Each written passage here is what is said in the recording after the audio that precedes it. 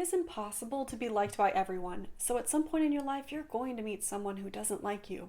You, of course, have no control over whether someone likes you or not. Sure, you can try and get someone to like you more, but that takes a lot of emotional labor. And in the end, sometimes no matter what you do, they will not like you. It's just not meant to be. The times in your life when someone doesn't like you can be most difficult when you work with this person on a daily basis. Hopefully, if your coworker doesn't like you, they still keep things professional and cordial when they're around you just to get the work done. They don't let their personal feelings for you interfere with the work. As a woman in a male-dominant career field, I find that work doesn't always give me that sense of community and belonging. I have to seek that community and belonging outside of the workplace. When someone in that work environment where I already feel like an outsider starts treating me poorly, it can be even more damaging to me because I lack that support system inside of my workplace. This scenario, Scenario 7, discusses how to navigate a situation in which someone's harassing you on a basis that's not protected under the legislation. What I mean by that is that they're not harassing you based on your gender, your sex, nationality, religion, sexual orientation, or other protected categories. Scenario 7, Navigating Harassment Not Linked to Protected Categories. One time, one of my coworkers started getting more condescending and hostile toward me as we started working on a project. She felt like I was purposefully not prioritizing her project as a means of putting her down. She even ended up going to management and reporting me because she thought that I wasn't being responsive or attentive to her project. Despite many conversations with her where I would explain my work priorities, she never gave me the benefit of the doubt and continued to distrust me and put me down. It got to the point where in one meeting I had with her, she was so rude to me that she told me that I shouldn't bring up any innovative ideas until I learn more about the field, as if I wasn't an expert enough to even share my opinion. She basically told me to shut up because I wasn't experienced enough to know what I was talking about. Step 1, applying the resilience mindset. This behavior of my coworker toward me made me uncomfortable. I was scared that my boss would believe her and think that I was sabotaging her work. It also made me not want to work with her if she was just going to put me down and tell me I couldn't do my job. These emotions told me that I need to address the situation so that it does not escalate any further. First, I would use the resilience mindset. Number 1, my coworker was making me feel the opposite of safe, valued, and appreciated and comfortable in my work environment. Number 2, I had a right to feel safe and comfortable in my work environment. And this was at risk with her accusations that I was sabotaging her work. Number 3, I only had control over my own actions. While I had tried to assure my coworker that I was prioritizing her project to the best that I could, she was not willing to listen. I didn't have control over what she thought of me or how she treated me. While I've had coworkers and colleagues belittle me before, this was the first time someone was blatantly trying to put me down and turn my boss against me.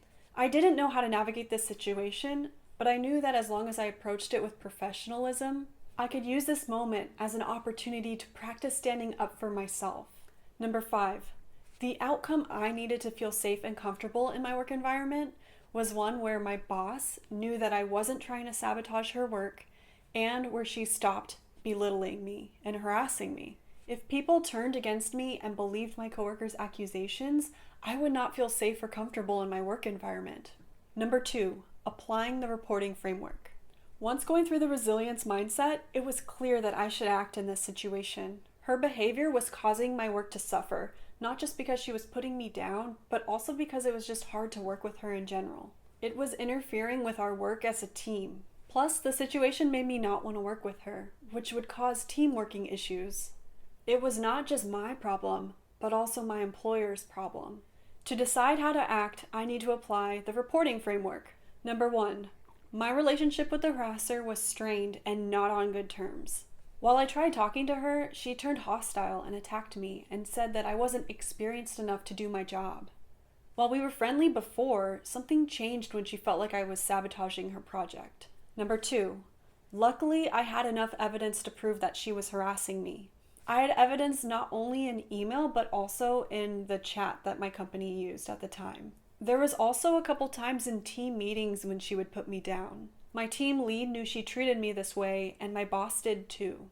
Since in the past she treated other people this way too, my bosses and my manager knew that this was repeat behavior for her. I wasn't the only person she targeted with this harassment. Number 3, the people who I could report harassment to were either my boss or human resources. In this situation, my boss was already involved because my coworker was approaching him with complaints about me. I had a good track record with my boss. He knew that I had a strong work ethic and that I cared about my work. I'm sure he would think it's out of my character for me to sabotage someone else's work. Because of all of this, I felt comfortable approaching him to resolve the issue. Number 4, throughout the situation, I felt very uncomfortable. However, because I had experienced similar types of belittling behavior from other people, I was kind of used to it, and so it didn't affect me too much. If she had done this a few years prior, I probably would have taken it personally and felt like, yeah, I'm not a good researcher, you might be right. Instead, I took the high road and realized that even though she was belittling me and treating me this way, it was not really a reflection of me. I was confident in myself as a research scientist. I realized that it may have more to do with her own insecurities or something she's going through in her personal life. Perhaps she even had bad experiences in the past with coworkers who would sabotage her work and put her down. She definitely came across like she was triggered by something, and this was causing her to react in this strong way against me. It would make sense to me that she was sabotaged in the past and was just projecting that and being triggered by that previous experience in the moment. But I really don't know where this was coming from. This was all just speculation. Number 5, in my work environment, I was protected by legislation that covered sexual harassment, other forms of harassment, and even toxic work environment situations. In this incident, she wasn't harassing me based on a protected category though, like gender, nationality, sexual orientation. It was unclear to me at the time whether I could pursue legal action because this didn't fall under harassment under a protected category. In this situation, because I wasn't emotionally overwhelmed, I was able to address this with my manager and then let it go. After the conversation with my manager, I realized that he did not believe that I was sabotaging her project, like she was accusing me of. I was so relieved. He said he knew why she was acting this way and I wasn't at fault for anything. For me, having my boss say he believed me and say that he was addressing the issue put me at ease. That was the only resolution I really needed to feel safe and comfortable in my workplace. From that point on, even though that coworker was never very kind to me, she never verbally harassed me again. Since I knew her hostility towards me was unrelated to me and was caused by maybe personal things or previous experiences she had, I didn't take it personally. And moving forward, I was able to work with her and our team. In this case, I didn't file a formal report, but I did keep very detailed documentation of all these interactions that were negative or hostile or harassment, so that in the case that things did escalate, I had that ready to show if I did need to file a report. When you're personally attacked by a coworker, there could be several underlying reasons why they're doing this towards you, and it often has little to do with yourself. The coworker may be under some pressure or stress in their personal or professional life, or dealing with strong insecurities. Not everyone, no matter how old or far in their career they may be, is as self-aware or as emotionally intelligent as you would think. Another reason could be that that coworker is intentionally being malicious as a means to mess with you. They could be trying to get ahead in their career or for some other selfish reason. They could consider you a tall poppy and put you down to make themselves feel superior. Regardless of the reason someone may be rude to you or harass you, you do not deserve that kind of treatment. Despite what some people may think, they will never encourage you to do good work or be productive by belittling you or being rude to you or harassing you. That's emotional abuse, plain and simple. This kind of behavior is harassment and should be addressed immediately if possible. Use the incident to practice standing up for yourself, advocating for yourself, and practicing your self-awareness. Taking something someone says personally may indicate that you feel this way about yourself. For example, in the past when someone would tell me that I wasn't capable or smart, it would really hurt my feelings because I felt like an imposter in my field. But once I grew my confidence by practicing those self-care and affirmations and all those wonderful things, I realized that I didn't need to take this personally. This is a reflection of them, not me.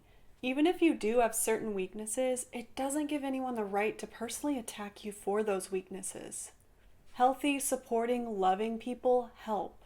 They recognize that everyone has strengths and weaknesses, and they'll offer positive guidance, space, and support so that you can improve.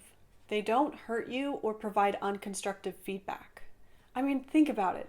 Even if someone's weakness jeopardizes a company's or organization's success, their superiors still don't have any right or reason to be hostile towards them. In fact, getting hostile might just make this person's work and the company suffer more. There is even a kind and helpful way to fire someone. For employers, healthy company culture can prevent these aggressions between coworkers. Creating a safe and open work environment where people's basic needs for feeling appreciated is key. There are so many resources available to help inform how to create a healthy work culture. Various companies are working to create great workplaces, like Crescendo and the Happiness and Work Company, as listed in a previous chapter of this course. To recap, being personally attacked by coworkers is a miserable experience, but you have a right to feel safe and comfortable in your work environment. Take the high road and address the issue with your coworker or manager. Report the harassment to your manager or HR. Document the incident thoroughly.